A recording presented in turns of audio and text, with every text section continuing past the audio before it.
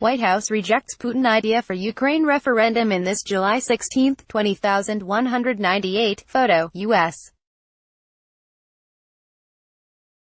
President Donald Trump left, and Russian President Vladimir Putin arrived for a news conference at the presidential palace in Helsinki, Finland.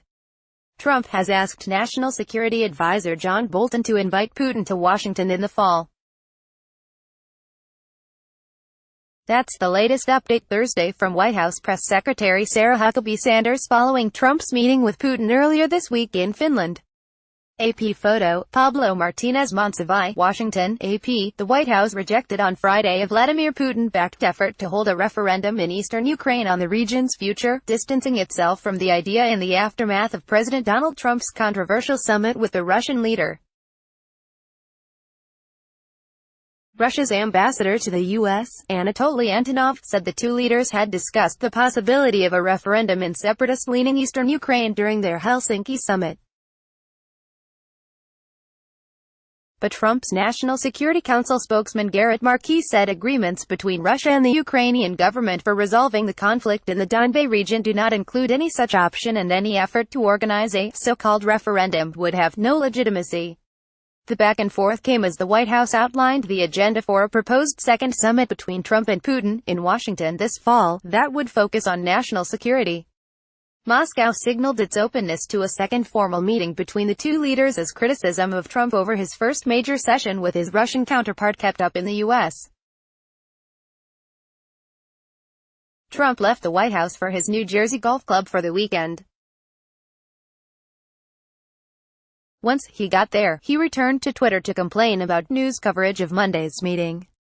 "I got severely criticized by the fake news media for being too nice to President Putin," he tweeted. "In the old days they would call it diplomacy.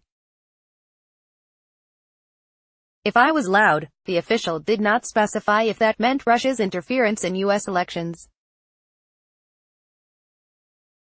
The official, who spoke on condition of anonymity to discuss planning, said the talks would also cover nuclear proliferation, North Korea, Iran and Syria. One stop Putin almost surely won't make is Capitol Hill. House Democratic leader Nancy Pelosi urged House Speaker Paul Ryan to make clear that Putin wouldn't be invited to address Congress if he visits Washington. She said Trump's frightened fawning over Putin is an embarrassment and a grave threat to our democracy. Secretary of State Mike Pompeo had a sunnier view of the likely second get-together. He said at the United Nations he was happy that the two leaders of two very important countries are continuing to meet. "If that meeting takes place in Washington, I think it is all to the good. Those conversations are incredibly important." It was not clear whether such a meeting would take place before or after the November congressional elections in the U.S. A White House meeting would be a dramatic extension of legitimacy to the Russian leader, who has long been isolated by the West for activities in Ukraine, Syria and beyond, and is believed to have interfered in the 2016 presidential election that sent Trump to the presidency. No Russian leader has visited the White House in nearly a decade. U.S. officials have been mum on what, if anything, the two leaders agreed to in Helsinki during a two-hour, one-on-one meeting. Director of National Intelligence Dan Coats said Thursday he had yet to be briefed on the private session. The Russian government has been somewhat more forthcoming. This issue of a referendum was discussed, Antonov said, adding that Putin made concrete proposals to Trump on solutions for the four-year, Russian-backed insurgency in eastern Ukraine, which has killed more than 10,000 people. He did not elaborate on what Putin's solutions would be. The move may be seen as an effort to sidestep European peace efforts for Ukraine and increase the pressure on the Ukrainian government in its protracted conflict with pro-Russian separatists in the Donbas region. In a sign of support for the Ukraine government, the Pentagon said Friday it would provide $200 million in additional training, equipment and advisory assistance to Ukraine's military.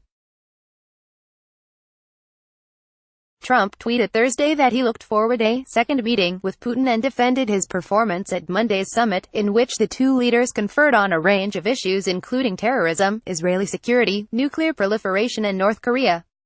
"There are many answers, some easy and some hard, to these problems, but they can all be solved. Trump tweeted.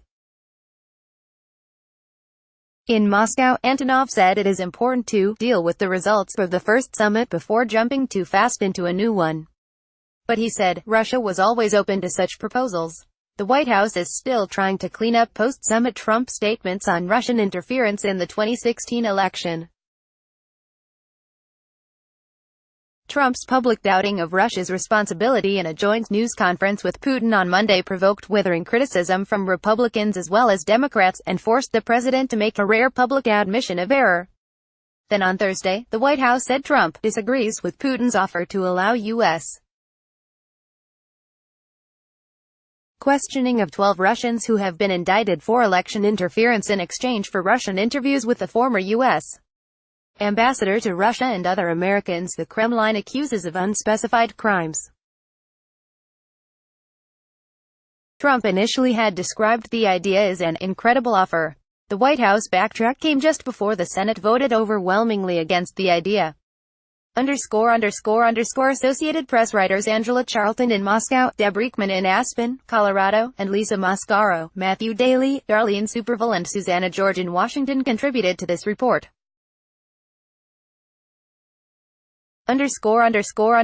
Follow Miller on Twitter at http://twitter.com/@ckmiller and Thomas at http://twitter.com/@Thomas. Copyright 2018 The Associated Press.